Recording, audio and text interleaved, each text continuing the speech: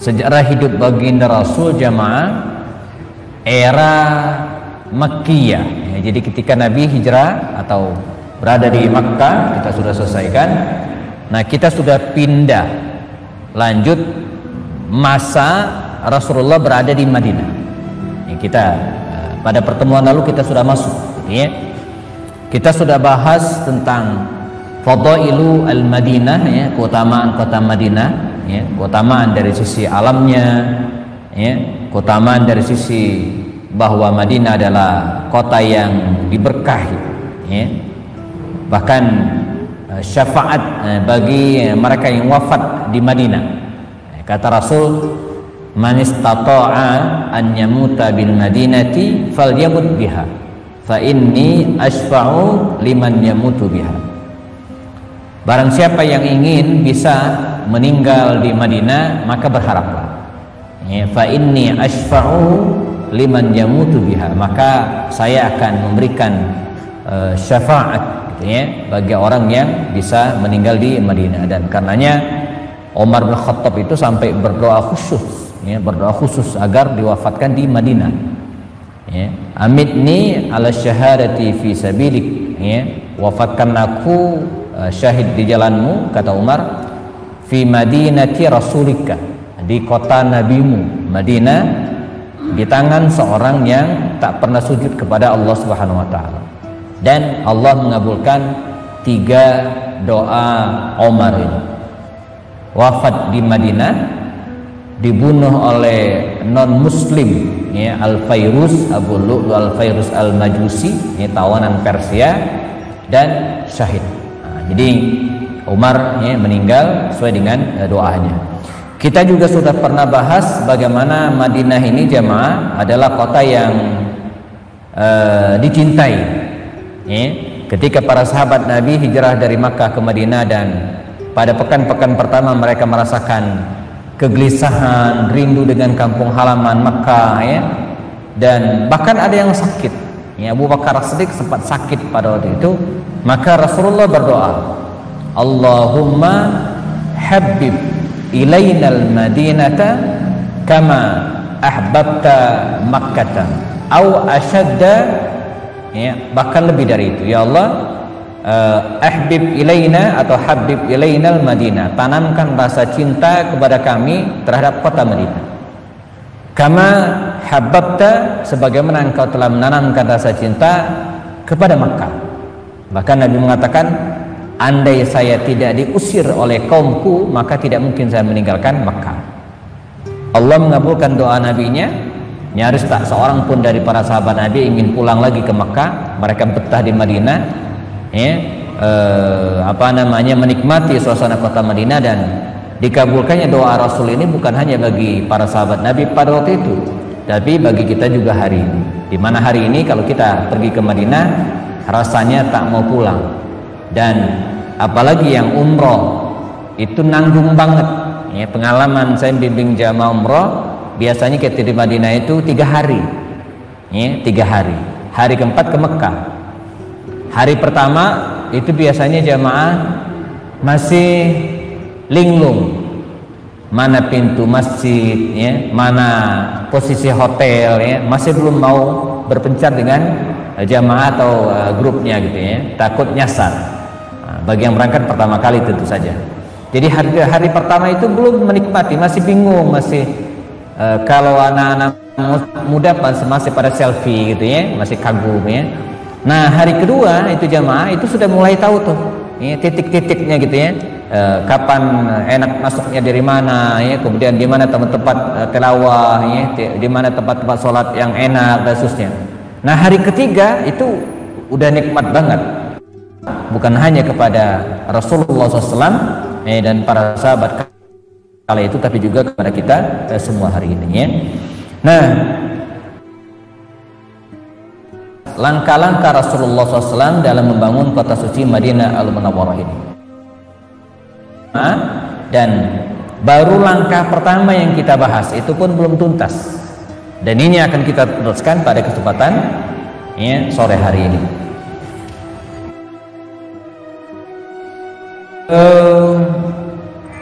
Program apa saja ya, yang dilakukan Nabi ketika tiba di Madinah. Nah, ini judul kajian kita malam hari ini. Langkah konkret apa saja yang dilakukan oleh Rasulullah ketika berada di kota suci itu. Berharap program-program ini jemaah, karena ini adalah program maksudnya nyata gitu ya, jadi bukan hanya program di atas kertas teori, bukan, tapi betul-betul dipraktekkan oleh Rasulullah. Nah, berharap ini juga bisa kita laksanakan pada zaman hari ini dalam membangun sebuah peradaban, baik tingkat lokal bernama Indonesia atau bahkan bernama Baranan Siang Indah ini gitu kan, bisa dipakai, atau dalam lingkup yang lebih luas global ya, membangun peradaban Islam secara global ya. Nah, apa yang dilakukan Rasulullah? Langkah beliau konkret. Yang pertama jemaah, ini bukan hanya teori ya, tapi nyata, yaitu memulai dari masjid ya, saya sebut memulai, karena yang dimaksud dengan memulai di sini adalah memulai dengan membangun fisik masjid. Ini kita bahas pada pertemuan sebelumnya. Jadi masjid, startnya dari masjid, belum yang lain. Masjid Quba ya, ketika Nabi datang ke Madinah, mampir Quba 3 hari, membangun masjid Quba. Lalu setelah itu ya, beliau masuk ke Madinah dan membangun Masjid Nabawi. Membangun masjid ini bukan hanya fisik ya. Fungsi masjid saat itu bukan hanya untuk sholat 5 waktu ya, yang sebelumnya belum diwajibkan, belum dianggap sunnah muakkadah ya. Tapi selain itu juga jamaah, masjid difungsikan juga untuk berbagai aktivitas yang lainnya. Rapat-rapat, bahkan rapat militer ya, ketika Nabi Muhammad mendapatkan informasi ada 10.000 tentara yang akan menyerang Madinah, maka Nabi menggelar rapatnya di masjid ya, di Masjid An-Nabawi. Masjid difungsikan oleh Rasulullah dan para sahabat sebagai madrasah, sebagai tempat sekolah, tempat belajar. Bukan hanya anak-anak yang belajar di situ, tapi juga dewasa. Bahkan pada dekade-dekade berikutnya, Imam Malik rahimahullah itu ya, bahkan menjadikan atau membuka Imam Syafi'i belajar kepada gurunya Imam Malik. Bahkan bukan hanya dulu, sekarang juga kalau kita pergi ke Masjid Nabawi hari ini ya, di pojok-pojok, di tiang-tiang masjid pada maghrib ya, waktu duha, kita akan menemukan halaqah-halaqah Quran, halaqah-halaqah fikih, halaqah-halaqah hadis yang digelar oleh para ulama. Nah, jadi masjid difungsikan bukan hanya tempat sholat, tapi juga sebagai tempat menuntut ilmu, tempat belajar anak-anak juga ya. Masjid difungsikan juga oleh Rasulullah dan para sahabat, bahkan ya, tempat menyampaikan Islam, dakwah ya, dakwah, sumber informasi. Dan ini diikuti oleh para sahabat Nabi berikutnya. Misalnya Umar bin Khattab itu, kalau dia ngasih pengumuman itu di masjid ya, pengumuman tentang kemenangan kaum muslimin di perang Qadisiyah misalnya lawan Persia, kondisi kaum muslimin di Syam ketika ada wabah, kondisi kaum muslimin di Mesir ketika Amr bin As berhasil menaklukkan negeri itu semua diinformasikan di masjid. Maka tidak heran kalau para ibu ya, itu rame-rame ke masjid. Bahkan sempat dilarang oleh Umar bin Khattab ya, karena dianjurkan sholat di rumah, tapi mereka pengen ke masjid. Alasannya apa? Ya, supaya mereka tidak kudet ya, tidak kurang update, pengen mendengar langsung informasi dari sang Khalifah Umar bin Khattab radhiyallahu anhu. Mereka tidak merasa cukup dengan informasi dari suami mereka yang ke masjid. Mereka pengen langsung mendengar pengumuman informasi, baik yang sifatnya informasi kenegaraan ya, ataupun bahkan tausiah dari sahabat informasi. Saya pernah mendengar analisa, wallahu alam ini benar atau kemudian kebetulan gitu ya. Jadi di antara pertimbangan para founding father kita dulu saat mendeklarasikan kemerdekaan Indonesia di tanggal 9 Ramadan ya, dan bertepatan dengan hari Jumat ya, 17 Agustus, kita udah hafal semua. Tapi deklarasi kemerdekaan itu dilaksanakan tanggal 9 Ramadan di hari Jumat pagi jam 10. Tanggal 9 Ramadan di hari Jumat pagi jam 10. Nah, di antara hikmahnya agar begitu kemerdekaan deklarasikan, gitu kan, maka segera bisa diumumkan di masjid-masjid. Mengapa? Karena 2 jam kemudian pelaksanaan sholat Jumat, kaum muslimin ngumpul. Maka serentak begitu mereka mendapatkan informasi dari Radio Republik Indonesia waktu itu para khatib, para pengurus masjid itu nggak repot-repot Pak ngumpulin massa, ngumpulin orang. Karena mengapa? Karena mereka sudah berkerumun di masjid. Dan itu menjadi salah satu penyebab mengapa informasi kemerdekaan Republik Indonesia waktu itu betul-betul begitu masif informasinya. Selain lewat radio yang memang baru itu milik kaum muslim, milik umat waktu itu, milik masyarakat Indonesia, yang belum ada TV apalagi WA sekarang ya, tapi lewat corong-corong mikrofon yang ada di masjid ya. Nah, jadi masjid menjadi sumber informasi ya, menjadi sumber berita ya pada saat itu. Yang lainnya, masjid difungsikan oleh Rasulullah dan para sahabat juga sebagai tempat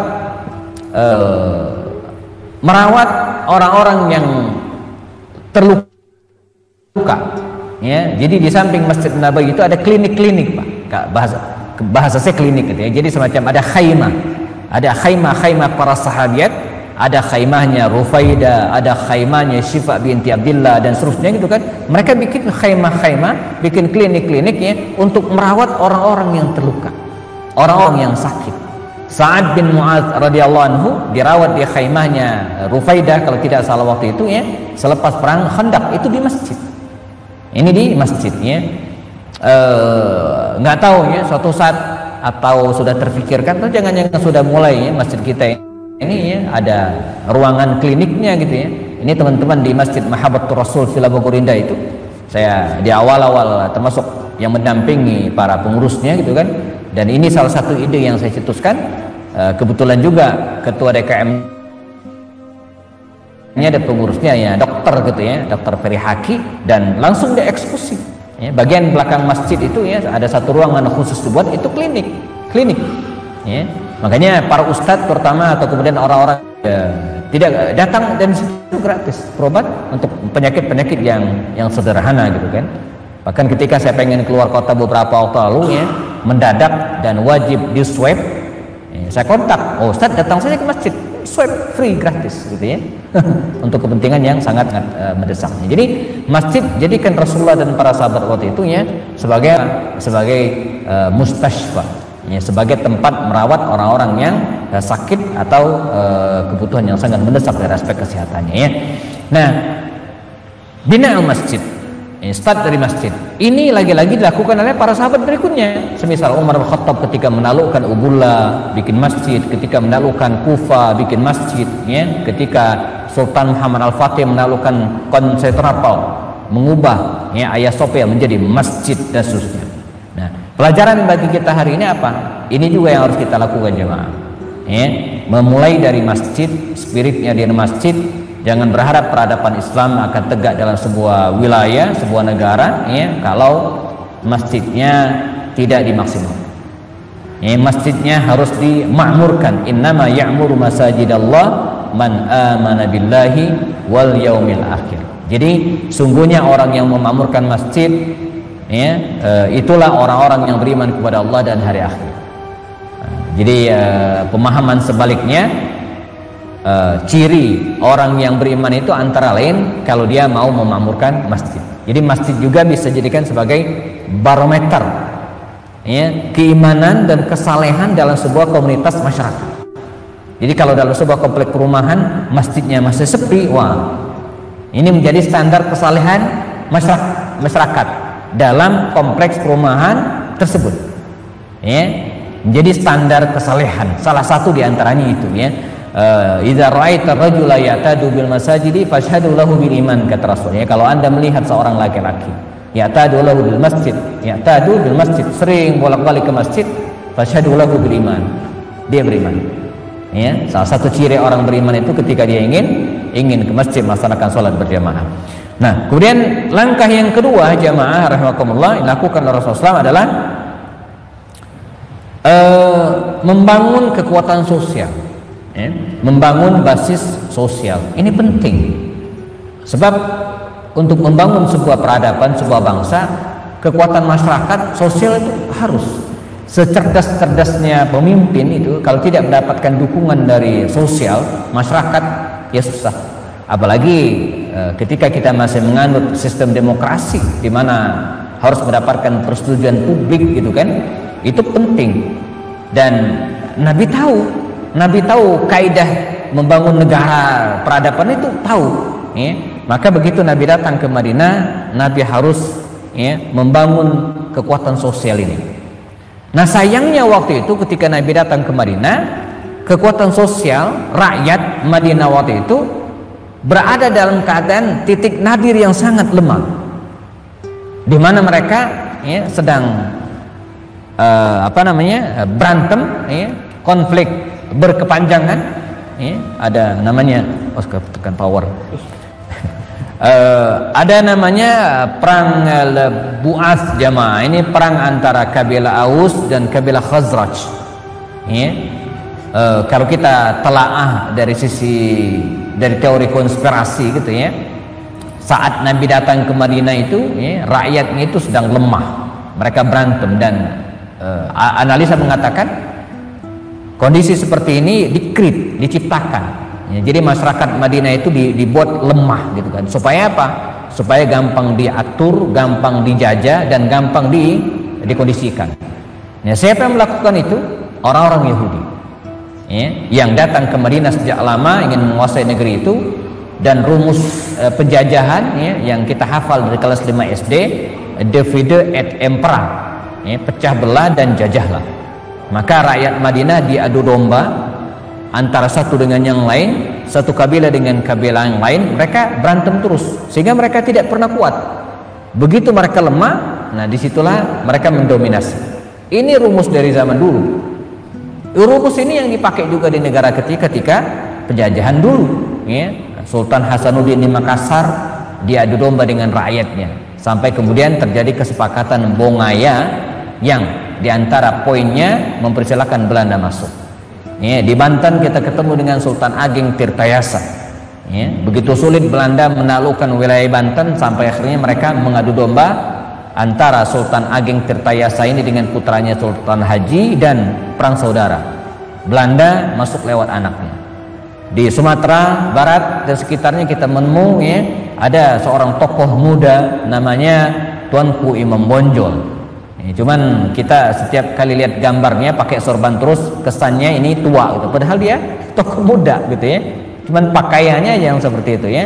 Tuanku Imam Bonjol, ya, melakukan gerakan perlawanan terhadap Belanda. Nah, oleh Belanda dia didomba dengan masyarakat setempat, dengan tokoh-tokoh adat. Ya. Bahkan istilah-istilah dia kenal dengan perang Padri, perang Padri, di mana Belanda berpihak kepada tokoh-tokoh adat ini, ya, untuk melawan Tuanku Imam Bonjol, ya. Kita kenal ada namanya benteng Stelsel untuk menaklukkan Tuanku Imam Bonjol, juga sama, teorinya sama, ya.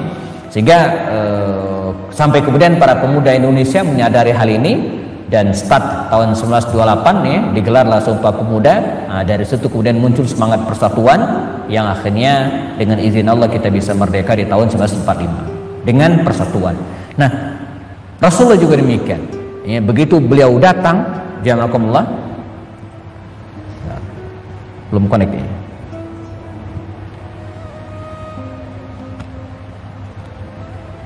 Ya. Jadi beliau datang ke Madinah Al-Munawwarah, salah satu langkah beliau, ya, menyatukan kaum muslimin, memastikan tidak ada konflik antara sesama Aus dan Khazraj, penduduk asli Madinah. Selesai, nggak ada perang saudara. Dan Rasul pun, ya, menyatukan dengan Muhajirin. Nah, disatukan oleh Rasulullah. Itu teorinya luar biasa, ya, bagaimana Nabi menyatukan antara Muhajirin dan Ansar itu one by one, ya. Kalau bahasanya Imam Ibnu Hisham itu, ya, ar-rajulu bir-rajuli, wahidan biwahidin, satu-satu, ya. Satu Ansar dipersaudarakan dengan Muhajirin, satu-satu. Jadi sehingga ada ikatan yang sangat emosional antara pendatang muhajirin dan penduduk asli Ansar. Diikatkan betul-betul. Dan gambaran ikatan persaudaraan itu jemaah dahsyat, melebihi ikatan persaudaraan sekandung gitu kan. Coba saya nggak tahu pernah ceritakan kisah antara Abdurrahman bin Auf dan Sa'ad bin Rabi yang dipersaudarakan Rasul. Abdurrahman bin Auf ini muhajirin, pendatang jamaah, disatukan oleh Rasulullah dengan Sa'ad bin Rabi al-Ansari, orang Madinah. Ya Sa'ad, kata Rasul, hadza akhuka Abdurrahman, ini saudaramu Abdurrahman. Ya Abdurrahman, ini saudaramu Sa'ad bin Rabi. Dipersaudarakan. Apa yang dilakukan oleh Sa'ad bin Rabi pada waktu itu? Kata dia apa? Wahai saudaraku Abdurrahman, ana aktsarul ansari malan. Saya ini orang Ansar yang punya banyak duit. Kira-kira demikian. Orang kaya dia, ya. Dan uqassimu laka mali nisfain. Saya siap membagi harta saya nisfain, menjadi dua. Saya akan bagi rumah saya menjadi dua. Dan kalau engkau mau, gitu kan, saya punya istri lebih dari satu. Fakhtar, pilih di antara mereka mana yang kau suka. Utalliquha, saya akan ceraikan. Ba'da in qaddat iddatuha tuzawijuha. Beres masa iddahnya engkau nikahi. Diberikan segalanya kepada Abdurrahman bin Auf. Ya. Namun sering saya ulang-ulang bahwa kita jangan nyontoh keteladanan dan kedermawanan dari seorang Sa'ad bin Rabi al-Ansari saja, ya, tapi kita harus juga belajar kepada Abdurrahman bin Auf dengan kemandiriannya. Ketika ditawari segala fasilitas itu, maka Abdurrahman bin Auf dengan penuh izzah menjawab, barakallahu laka fi ahlika wa malik. Ini sunnahnya. Semoga Allah memberikan keberkahan untukmu. Fi ahlika wa malik, untuk keluargamu dan untuk hartamu. Walakin dullani ala suq. Tunjukkan aku di mana pasar. Dia pengen mandiri, dia pengen berbisnis, dia pengen mencari kekayaan sendiri. Dia tidak ingin menjadi orang yang ya, berada di atau tangannya berada di bawah. Karena Rasulullah dengan tegas mengatakan, al-yadul ulya khairun minal yadis sufla. Tangan yang memberi di atas lebih baik daripada tangan yang meminta di bawah. Maka dalam waktu hitungan bulan, Abdurrahman bin Auf ini ya telah mampu secara ekonomi. Artinya apa? Kisah-kisah seperti ini banyak kita temukan. Bahkan termasuk diantaranya saat habis sholat isya di suatu saat, ya, datang seorang laki-laki, ya, jamaah sekalian, ya, menghampiri Rasulullah SAW yang sedang berada di depan habis salam. Kata dia, ya Rasulullah, saya baru nyampe di Madinah. Rupanya dia adalah muhajirin yang datang dari Mekah, terlambat datang ke Madinah dengan pakaian kuclok, rambut acak-acakan, mungkin sekian hari nggak mandi, makannya terlambat seterusnya, ya. Maka Nabi segera berdiri memegang lengan orang ini. Kata Rasulullah, ya ma'syaral ansar, ya ma'syaral ansar, wahai teman-temanku para ansar, hadza akhukum al-muhajir, ini saudara kalian muhajirin dari Mekah. Siapa yang kira-kira malam hari ini bisa menjamunya makan, tut'imu atau yut'imut ta'am, ngasih makan dan ngasih tempat sekedar untuk istirahat minimal malam hari ini. Dia keletihan, kurang makan dan butuh istirahat pada malam hari ini. Maka katakan seorang laki-laki Ansar, ana lahu ya Rasulullah, saya bisa menjaminnya Rasulullah. Maka pulanglah laki-laki ini membawa tamunya ini ke rumahnya. Ya, dan waktu itu tidak seperti zaman sekarang, dimana kalau kita punya tamu di masjid pengen diajak silaturahmi ke rumah, kita bisa WA istri, tolong siapkan makan malam, atau pesan makanan via online, bisa. Waktu itu kan nggak bisa.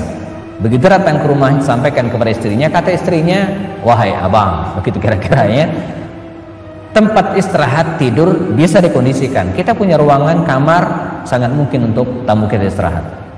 Nah, masalah makanan ini nggak ada. Habis, ya. Anak-anak sih sudah makan, udah beres. Nah, untuk engkau suamiku ada, tapi cuma satu piring, nggak ada yang lainnya. Begini kata suaminya, kita bikin sandiwara, gitu. Ya, kita bikin sandiwara. Bagaimana? tamunya dipersilakan masuk, anakumullah, istirahat, mungkin dipersilakan cuci muka dan seterusnya gitu kan, dan diajaklah ke tempat ruangan keluarga, tempat makan. Ya, satu piring makan tadi ya diberikan kepada tamunya ini, sementara sang punya rumah gitu kan menyiapkan piring juga, tapi kosong, orang nggak ada makanan lagi. Dan lampu penerang yang berada di tempat mereka dikecilkan, dipindahkan sehingga ruangan tersebut agak remang-remang. Maka dimulailah sendewara itu, di mana sang tuan rumah ini ya pura-pura sibuk, sesekali membunyikan ya suara piringnya seolah-olah sedang mengecip-ngecipkan mulutnya, seolah-olah seperti orang yang sedang makan padahal dia tidak makan, agar tamunya tidak terganggu dan bisa menikmati makan malam hari itu walaupun yang punya rumah tidak makan. Maka turunlah firman Allah Subhanahu wa taala dalam surat Al-Hasyr ayat 9. Apa kata Allah? Ya, dan inilah karakter orang-orang Ansor yang disebutkan oleh Al-Qur'an ya.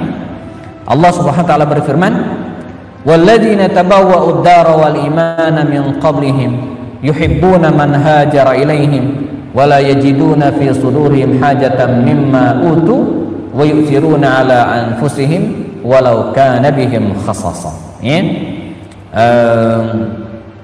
Walladzina tabawwa'ud dara wal iman, kata Allah Subhanahu wa taala, dan orang-orang yang ini walladzina tabawwa'ud dara wal iman, dan orang-orang yang telah menempati kota Madinah dengan keimanan lebih dulu. Ini maksudnya orang-orang Ansor. Jadi orang-orang Ansor itu kata Allah memiliki 3 karakter, 3 sifat. Pertama apa? Yuhibbuna man hajara ilaihim. Orang Ansor itu jamaah mencintai orang-orang yang hijrah ke mereka. Ini kata Allah, yuhibbuna man hajara atau man hajara ilaihim, mencintai orang-orang yang hijrah ke mereka. Wala yajiduna fi sudurihim hajatan mimma utu. Yang kedua adalah wala yajiduna, dan tidak ditemukan ya fi sudurihim, di dalam diri mereka, di dalam dada mereka, hajatan, kepentingan apapun, mimma utu. Jadi kalau mereka ngasih itu ngasih aja, jadi nggak berharap jasa, nggak berharap imbalan, dan tidak berharap kembali, ngepong, kasih aja. Saat seorang sahabat bernama Sa'ad bin Ubadah al-Ansari ya, menyiapkan 80 kamar Pak, 80 kamar gitu kan, untuk menerima gitu kan 80 kakak muhajirin yang datang beramai-ramai dari kota Mekah waktu itu. Dia udah nggak ada sewa ngontrak sebulan, nggak ada, nggak juga dicicil, nggak, lepas aja begitu ya, nggak ada kepentingan apapun. Dan yang terakhir, dan ini yang disinggung dalam cerita tadi apa, wa yu'thiruna ala anfusihim walau kana bihim khasasah, dan mereka berbuat isar, yu'thirun ala anfusihim ya, atas diri mereka, walau kana bihim khasasah, walaupun mereka butuh, mereka mengutamakan kepentingan saudaranya di atas kepentingan mereka sendiri. Nah, ini dalam bahasa ukhuwah disebut dengan al-isar. Nah, jadi isar itu adalah mendahulukan kepentingan saudara kita fil muamalati, dalam hal muamalah, daripada diri kita sendiri. Tapi ingat, isar ini dalam hal muamalah. Misalnya dalam hal tempat duduk, dalam hal ngantri makan bakso. Menu kita malam ini apa? Dalam hal ngantri minuman ya. Ini muamalah. Artinya apa? Kita harus mendahulukan orang lain. Ini isar ya. Di kereta api tempat kursinya cuma 2 yang kosong, kita berlima misalnya, maka yang 2 kita besarkan kosong, duduk itu kan, yang 2 berdiri. Maka yang berdiri ini disebut dengan isar, mendahulukan kepentingan saudaranya di atas kepentingan mereka sendiri. Persis seperti sahabat Nabi tadi ya, dia mementingkan kepentingan saudara untuk makan walaupun dia lapar.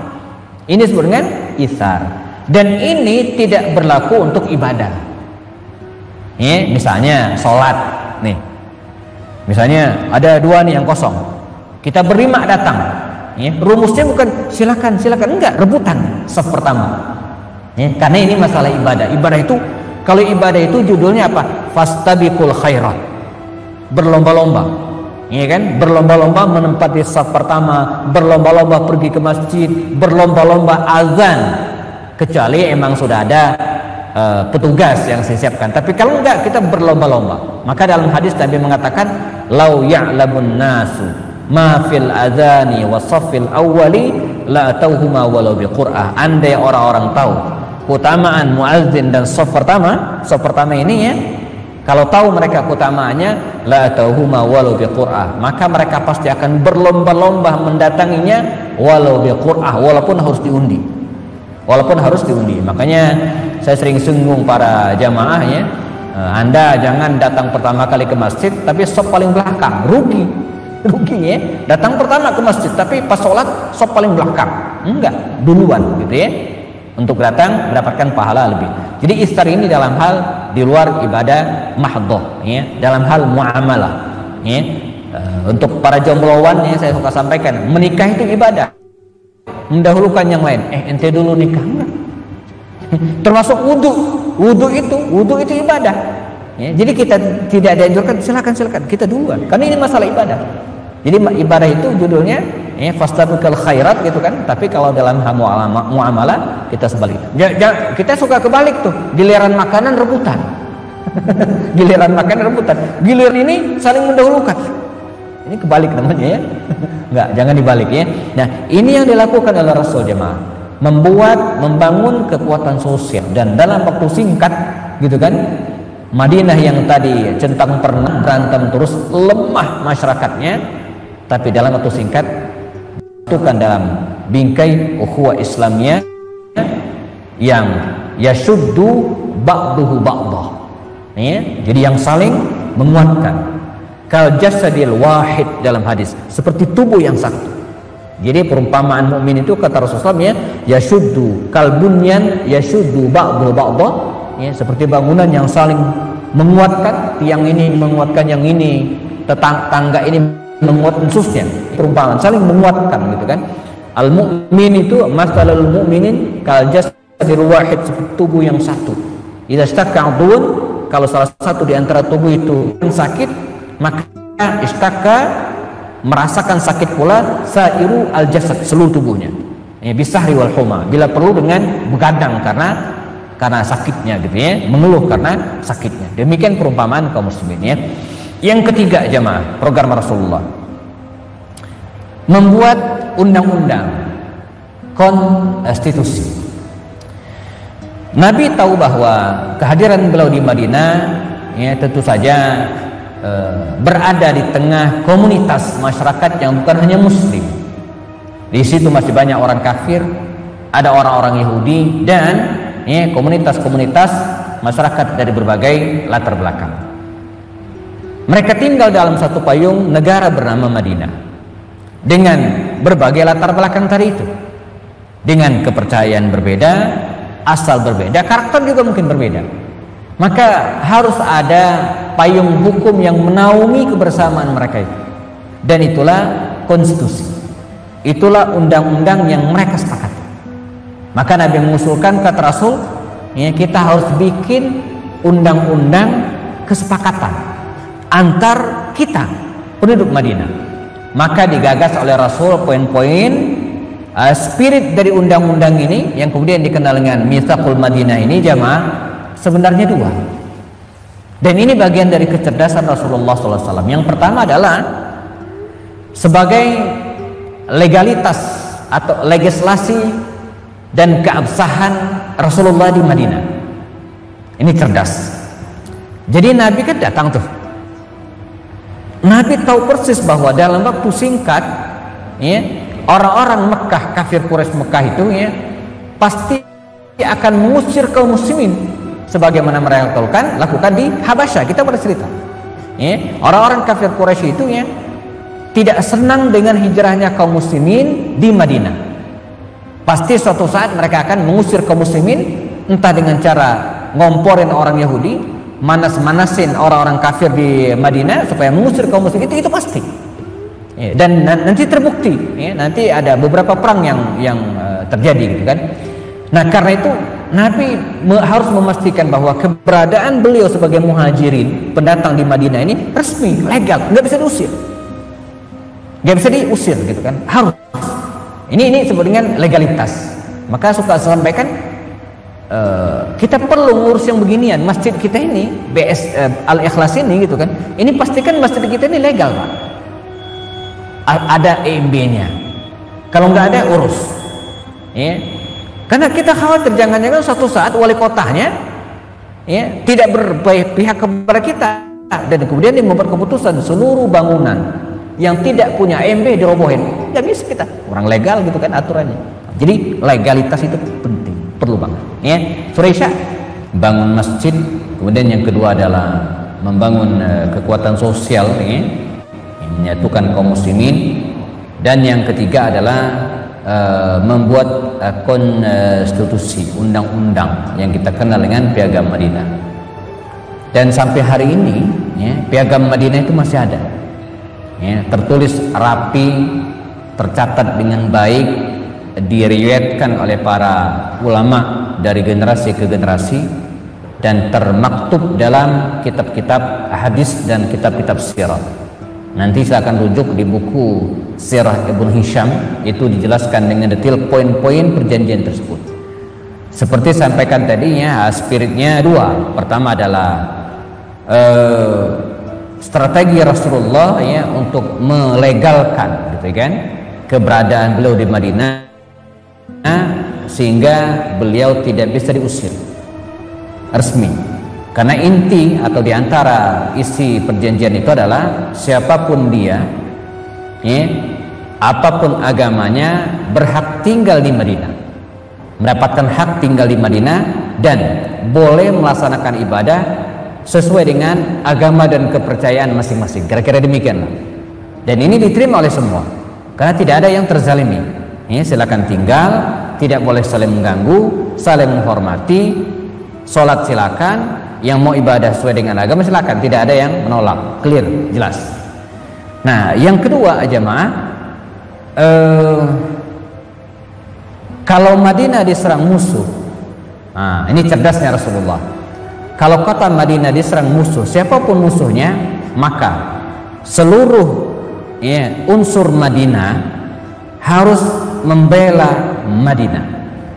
Ini dalam bahasa politik hari ini disebut dengan membangun semangat nasionalisme ya. Nabi cerdas, jadi Nabi melibatkan semua orang untuk membela Madinah, dan nggak ada yang menolak orang membela. Judulnya membela Madinah, bukan membela Islam gitu ya. Nah, nanti kita akan ketemu kisah jemaah bagaimana Madinah itu diserang ya, terutama dalam perang Khandaq namanya. 10.000 tentara yang menyerang Madinah. Itu yang membela Madinah itu seluruhnya, bukan hanya muslim. Bahkan orang-orang Yahudi Bani Quraisyah pun membela Madinah, mau tidak mau. Ketika salah seorang sahabat Nabi yang namanya Amr bin Umayyah Dhamri ya, sempat terlibat ya, membunuh seseorang, 2 orang waktu itu, dan dianggap musuh padahal bukan. Dan itu menjadi beban dan tanggung jawab bersama.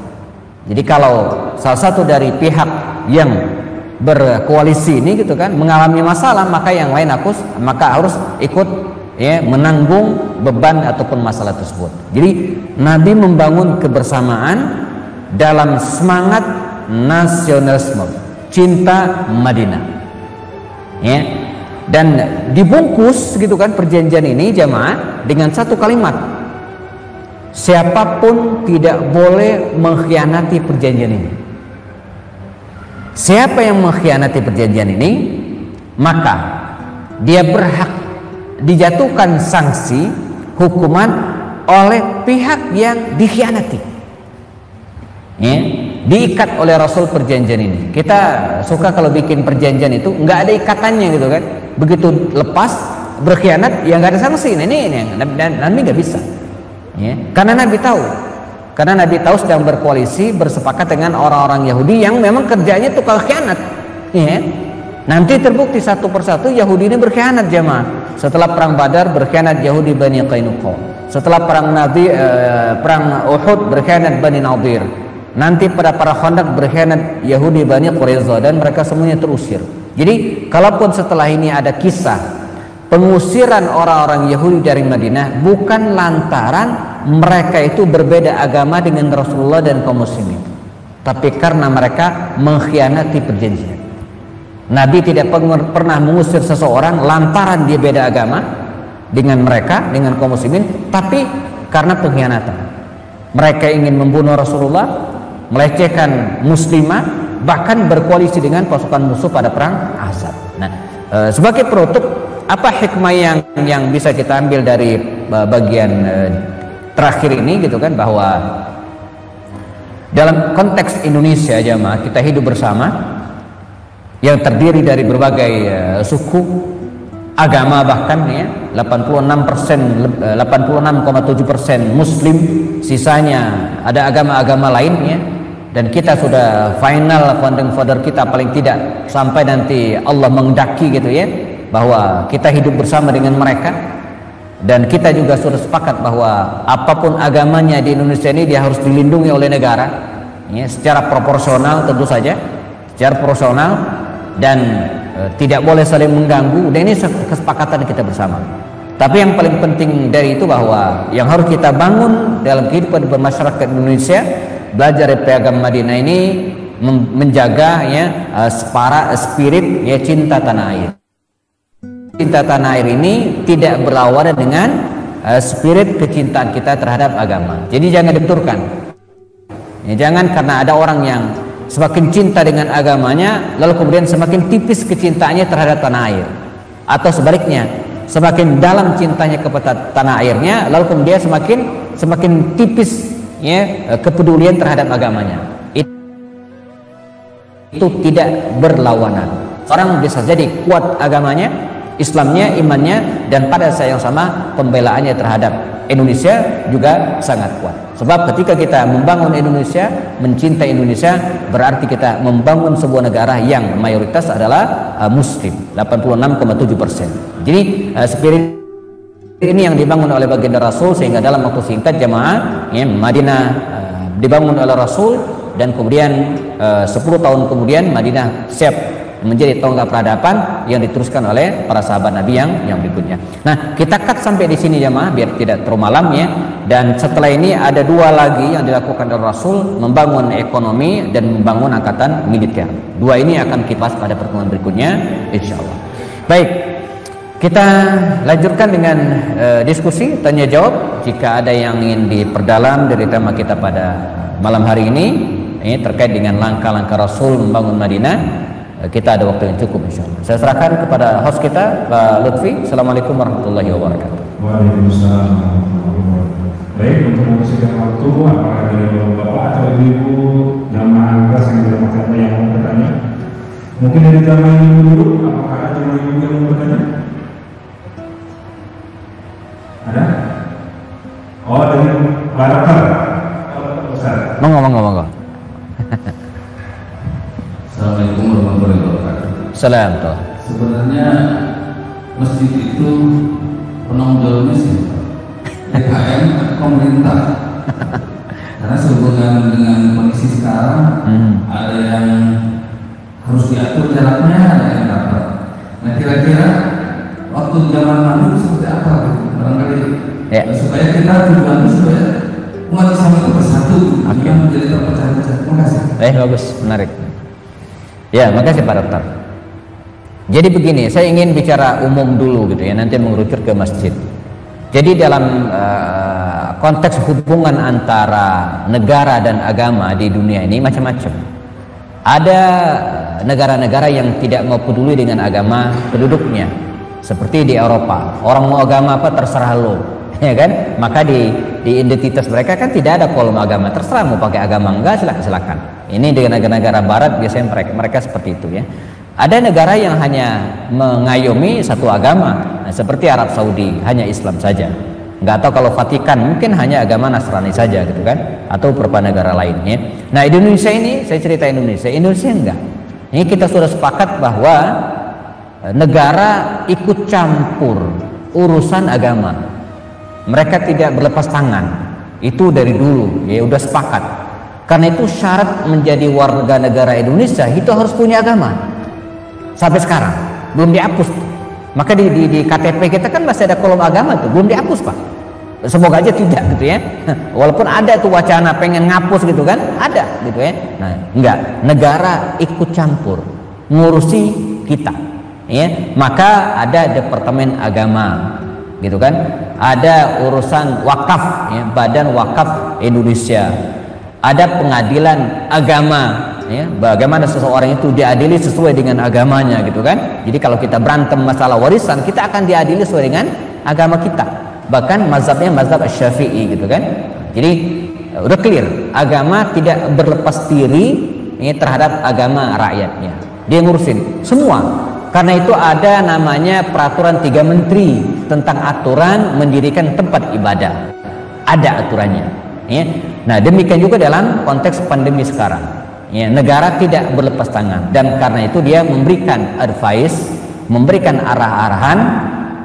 Ada yang sifatnya umum atau terutama hal-hal yang sifatnya umum.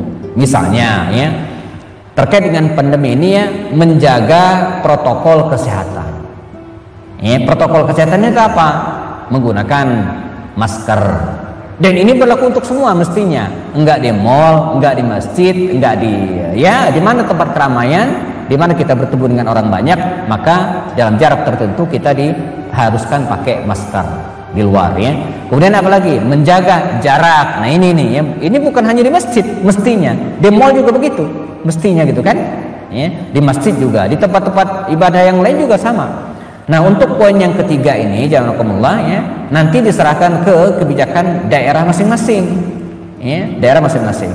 Di Kota Bogor ini saya dengar ya levelnya level 3 ya, PPKM level 3. Nah, di antara aturannya mohon diluruskan kalau di sini ada Satgas Covid ya, tempat-tempat ibadah atau kemudian keramaian ya, sekolah dan kantor ya, itu tidak boleh diisi 100%. Kalau bea cukai kemarin itu kalau nggak salah dia 30%, Pak. 30% diisi, 70% di rumah WFH gitu ya. Nah, nanti cek lagi masjid ini berapa persen. Jadi aturannya 50%, berarti dia harus separuh, nggak boleh masjid ini full gitu kan. Nah, akhirnya apa? Khusus tentang jarak ini, kalau saya berpendapat dilihat situasi masing-masing, gitu kan. Dan ini yang disampaikan oleh teman-teman di MUI. Tidak bisa digeneralkan. Ada masjid yang misalnya berada di pinggir jalan, diakses oleh siapapun ya, dalam kondisi seperti sekarang, lalu mereka melakukan physical distancing, bisa dimaklumi gitu kan.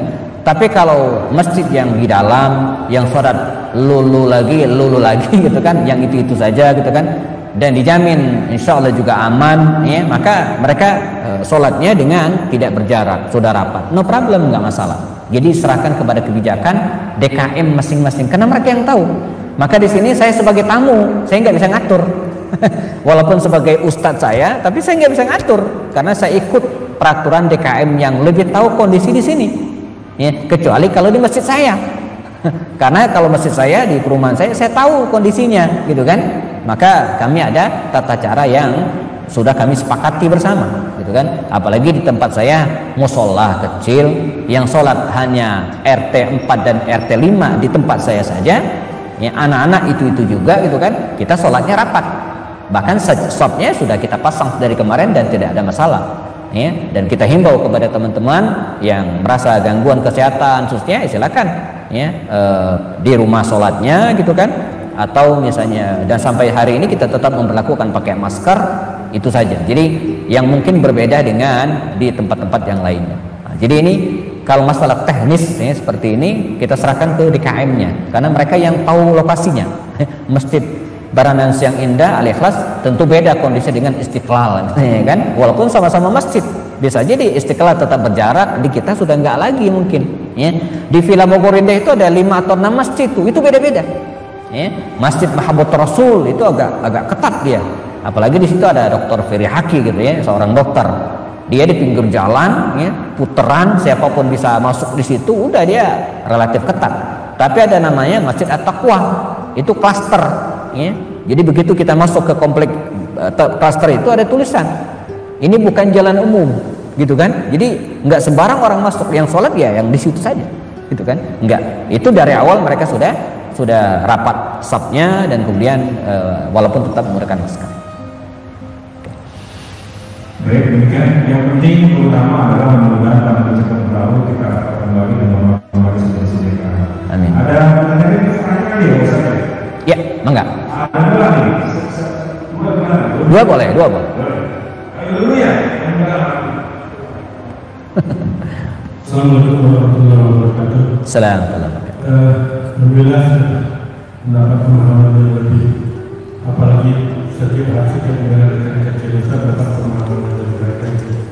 Pertanyaan saya adalah ketika Rasulullah mempersatukan antara kaum Ansor dan kaum Muhajirin, nah itu kan betul-betul berhasil ya.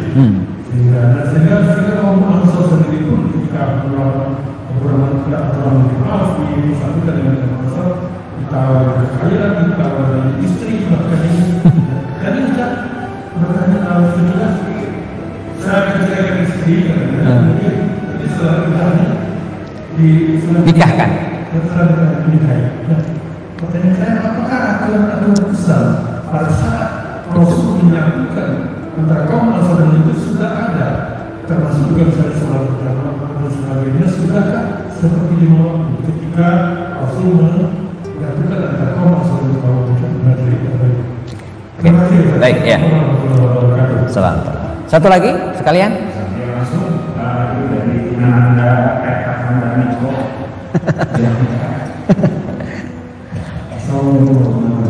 Salam. Yang menyambung pertanyaan Pak Lim nggak terlalu betul jauh. Dan saya tanyakan ini Ustaz, menariknya peristiwa hijrah ini tentu cerita-cerita atau kisah-kisah yang menakjubkan tentang persaudaraan, muamalah kaum Ansor dan kaum Muhajirin.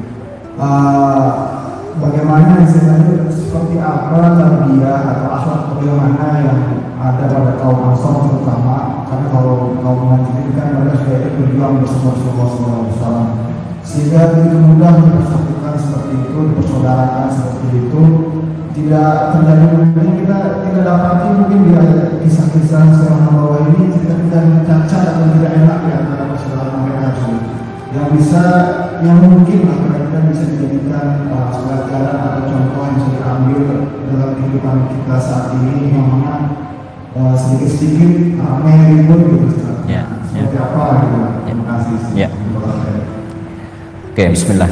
Ya, pertama begini. Jadi kondisinya ketika kaum muslimin hijrah ke Madinah atau era Makkah, ada banyak syariat yang belum diturunkan. Jadi dari 5 rukun Islam itu barangkali yang full sudah laksanakan di Makkah itu cuma 2, syahadat dan sholat 5 waktu. Yang lain belum. Saya pernah ditanya oleh, nggak tahu saya pernah cerita belum ya, anak-anak ini kritis. Jadi ketika Nabi berangkat hijrah itu kan Kamis malam Jumat langsung menginap di Gua Sur, 3 hari kemudian mereka langsung lanjut ke Madinah. Ada anak-anak nanya, Ustaz, berarti Nabi nggak sholat Jumat dong katanya. Nabi nggak sholat Jumat. Saya baru kaget juga, ini pertanyaan bisa muncul begini rupa dari anak-anak. Oh iya juga, Nabi nggak sholat Jumat, Nabi kan di Gua Sur gitu kan. Emang belum, karena mengapa? Karena syariat sholat Jumat belum ada. belum turun gitu kan. Jadi syariat sholat Jumat belum ada, sholat berjamaah juga di masjid juga belum ada. Kalaupun mereka sholat hanya dengan orang-orang terbatas, dengan keluarga atau teman-teman dekatnya di komunitas-komunitas yang terbatas. Nah, baru kemudian setelah hijrah ke Madinah baru ada sholat Jumat, harus sholat berjamaah. Azan di Mekah nggak ada azan. Ya, makanya Bilal bin Rabah itu ketika disiksa, dia kan teriakannya bukan Allahu Akbar, tapi Ahadun Ahad. Ya. Abdullah bin Mas'ud ketika dia menyatakan keislamannya, saking senangnya dia bukan takbir Allahu Akbar, enggak, tapi dia baca Ar-Rahman, alamal Quran sampai digebukin gitu ya. Jadi lafaz-lafaz azan itu belum ada. Lafaz azan itu kapan? Setelah mereka hijrah ke Madinah ya. Bahkan mereka sempat rapat untuk mengundang orang ke masjid itu pakai apa? Pakai kelenengan, pakai trompet, atau pakai api dan seterusnya. Dan akhirnya ya, di antara mereka ada yang bermimpi dan kemudian lafaz azan seperti yang kita lantunkan sekarang. Zakat, haji, umroh ya. Demikian juga dengan beberapa syariat. Larangan minuman keras itu kan turun setelah perang Uhud. Di era Makkiyah masih bau, manfaatnya lebih sedikit daripada mudaratnya, atau mudaratnya lebih besar, tapi belum sampai pada titik haram, belum sampai pada titik haram. Kemudian mengangkat anak gitu kan, dan dianggap sebagai anak kandung sendiri, itu masih boleh di Mekah, tapi era Madinah berubah, nggak boleh ya. Artinya apa? Nasabnya harus ke ayahnya, ud'uhum li abaihim. Nah, kemudian aturan-aturan susu menyusui dan aturan-aturan syariat yang lainnya, ya, warisan itu kan di era Madinah keluar, gitu kan, di era Makkah belum ada. Nah, ini satu. Kemudian terkait dengan istri juga demikian. Jadi harus kita pahami kalimat Sa'ad bin Rabi' yang menawarkan istri tadi, jangan sampai menganggap oh Islam itu melecehkan perempuan. Masa istri ditawar-tawarin kepada teman gitu ya, sebegitunya kah gitu ya, demi persahabatan. Jangan kita bayangkan kondisi seperti kita di Indonesia, ya, punya istri satu, ya, dan kemudian kebayang oleh kita, Anda pun dua, nggak mungkin akan melakukan hal seperti itu, gitu kan, enggak. Jadi kondisi pada waktu itu jamaah, kondisi di mana seseorang itu memungkinkan punya istri yang banyak, ya, dan wanita kala itu sebelum Islam, kemudian syariat Islam menetralkan, meluruskannya, diangkat sebagai kelas rendah. Bahkan ketika Amr bin As berangkat ke Habasyah, kita pernah ceritakan, salah satu klausul yang dia protes terhadap syariat Islam itu adalah bahwa Islam mengangkat derajat wanita. Itu yang diprotes pada waktu itu. Bagi kami, katanya, wanita itu bukan siapa-siapa. Kami bisa jual, kami bisa berikan ke siapapun, dan ya, mereka adalah bukan siapa-siapa. Ya, itu kata Amr bin As ketika memprotes ajaran Islam di hadapan Raja An-Najasyi. Nah, untunglah Ja'far itu kan cerdas. Ya, waktu itu dia mengatakan, ya Amr katanya, tahukah Anda setelah Anda menghina demikian rupa derajat seorang wanita, tahu nggak bahwa ibu Anda itu seorang wanita? Dia diam gitu ya. Dia diam. Jadi setelah menghina habis-habisan wanita, kemudian sampaikan, tahukah Anda bahwa ibu Anda itu seorang perempuan, betul, seorang wanita yang sedang Anda hina tadi. Dia nggak bisa ngomong lagi ya. Jadi Islam itu mengangkat derajat wanita. Sehingga harus kita pahami konteks pada waktu itu, ya, sehingga Sa'ad bin Rabi' ini menawarkan istri kepada Abdurrahman bin Auf, karena memang zamannya beda dengan sekarang. Ya. Nah, hikmahnya bahwa Abdurrahman tidak menerima. Ini poinnya gitu ya. Ini menarik. Nah, ini yang pertama ya. Jadi syariatnya emang belum turun secara sempurna, tapi dilakukan secara bertahap, termasuk masalah-masalah syariat. Kemudian karakter muhajirin. Kalau di surat Al-Hasyr ayat 9 ini karakter Ansor, maka kita naik satu ayat itu karakter muhajirin. Itu karakter orang-orang muhajirin. Lil fuqara'il muhajirin alladzina ukhriju min diyarihim wa amwalihim yabtaghuna fadlan minallahi wa ridwana wa yansuruna Allah wa rasulahu ulaika humus shadiqun. Itu ayat 8 surat Al-Hasyr. Ayat 9-nya baru karakter orang-orang Ansar. Nah, bagaimana karakter orang-orang muhajirin itu? Kata Allah, lil fuqara'il muhajirin alladzina ukhriju min diyarihim. Adapun bagi orang-orang fakir, lil fuqara al muhajirin, ya, al muhajirin, orang muhajirin maksudnya alladzina ukhriju min diyarihim wa amwalihim, yang diusir, ya, dari negeri mereka dan dirampas harta mereka, ya, yabtaghuna fadlan minallahi wa ridwana. Mereka hijrah ke Madinah itu semata untuk mencari keutamaan dan, ya, ibtigha'al mardhi. Yabtaghuna fadlan minallahi wa ridwana wa yansuruna Allah wa rasulahu, semata untuk menolong Allah dan Rasulnya, ya. Wa yansuruna Allah wa rasulahu, nah, lanjutnya ditutup oleh Allah, ulaika humus shadiqun, mereka orang-orang yang benar. Nah, dari sini kita temukan orang-orang seperti Abu Bakar Siddiq, Umar bin Khattab, Utsman bin Affan. Justru kehadiran mereka itu, ya, tidak lama menjadi beban bagi Ansar. Bahkan mereka menjadi pelengkap, ya, bagi orang-orang Ansar. Apa maksudnya? Orang-orang Ansar itu mayoritas itu para petani. Ada para pedagang juga, tapi tidak banyak. Dan kondisi alam Madinah itu memungkinkan untuk itu. Sementara muhajirin ini jamaah mayoritas itu pedagang. Makanya Rasulullah tidak begitu mengizinkan kepada para muhajirin ini, ya, untuk bertani. Enggak. Walaupun dibolehkan, tapi tidak begitu diutamakan. biarkan saudara-saudara kalian Ansor yang menggarap pertanian, kebun kurma dan sebagainya. Kalian, kata Rasul, menggarap ini. Ya, maka poin keempat nanti kita akan bicarakan pada pertemuan berikutnya. Ini menancapkan kekuatan ekonomi, membangun pasar, mengambil alih kekuatan ekonomi yang sebelumnya dikuasai oleh orang Yahudi dan berada dalam kekuasaan kaum muslimin. Sudah matching. Maka sosok Abu Bakar Siddiq, Utsman bin Affan, Abdurrahman bin Auf, Thalha bin Ubaidillah ini menjadi pionir-pionir, jagoan-jagoan bisnis, pengusaha ulung dari Mekah. Dalam waktu singkat mereka bisa membangun ekonomi Madinah dan mereka bikin pasar sendiri. Ya, kita ingat dialog mereka pada waktu itu, kata Rasul, coba kalian turun ke pasar-pasar Madinah, teliti siapa yang menguasai Madinah ini dari aspek ekonomi. Maka mereka menemukan fakta, ternyata yang menguasai adalah orang-orang Yahudi. Coba teliti, kata Rasul, bagaimana mereka berbisnis. Diteliti lagi, laporan lagi mereka. Ya, kata para sahabat, ya Rasulullah, orang Yahudi itu kalau bisnis begini. Pertama, mereka riba. Ya, mereka suka menipu. Ya, kalau jualan buah-buahan atasnya bagus semua. Saya kemarin ya, nyesek gitu ya, berangkat dari Bogor gitu kan. Nyeseknya itu sampai sekarang. Sampai akan berakhir nyesek saya. Ketika banget gitu ya. Jadi berangkat dari Bogor, ngisi Darussalam, kota wisata. Ya, di tengah perjalanan sudah 5-10 menit lagi nyampe ke masjid itu kan, dan sementara waktu masih lama, ada yang jualan duku baru. Duku, waduh, saya bilang hari ini masih ada duku. Ya, tulisannya duku Palembang lagi gitu kan. Wah, berhenti saya, gede-gede bagus. Ternyata benar.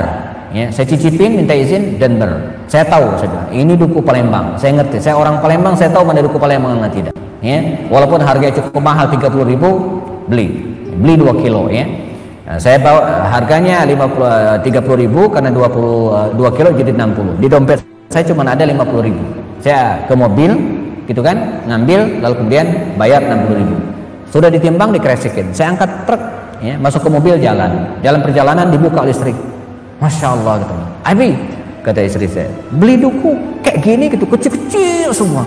Saya lihat, astagfirullah, saya bilang, dikerjain kita gitu kan. Jadi yang putih-putih gede-gede mulus itu yang di display, sementara yang dikasih ke kita itu yang kecil-kecil saklingking, yang bahkan sampai saya akan berangkat tadi masih bisa karena nggak enak makannya gitu kan, nggak nafsu ngabisinnya gitu kan. Nah ini kan nggak boleh. Nah orang Yahudi itu begitu, jualan buah-buahan bagus, atasnya semakin ke dalam semakin jelek. Mereka juga seenaknya mempermainkan harga, curang dalam timbangan gitu kan. Apa kata Rasul? Hadza laisa suquna, ini bukan pasar kita. Kita bikin sendiri dengan aturan Islam, tidak riba, jujur, tidak menipu, sukatan, timbangan, clear jelas. Dan ini ya yang dilakukan oleh orang-orang muhajirin. Ya, mereka yang mempelopori bisnis penguasaan ekonomi di kota Madinah Al-Munawwarah. Ya, dengan segala karakter yang mulia tadi, dan ini wajar karena yang dibawa oleh Rasul ini jagoan-jagoan pengusaha semua gitu kan. Kita kenal ada Abdurrahman bin Auf tadi, ya, ada Abu Bakar Siddiq, Utsman, Thalha, Zubair bin Awam. Ini pengusaha semua gitu ya. Pengusaha-pengusaha muda yang memang dari belasan tahun mereka sudah jadi pengusaha bersama Rasul sallallahu alaihi wasallam. Ini tentang kalangan muhajirin ya. Jadi mereka datang untuk melengkapi gitu kan, membangun peradaban di kota Madinah. Jadi tidak merongrong gitu kan ya, kehidupan ekonomi masyarakat asli, enggak. Justru mereka sangat terbantu. Cukup mungkin? Baik, alhamdulillah waktu juga sudah hampir setengah 9. Mudah-mudahan apa yang kita dapat kali ini, siapapun dia, dimanapun dia, bisa menjadikan menambah keimanan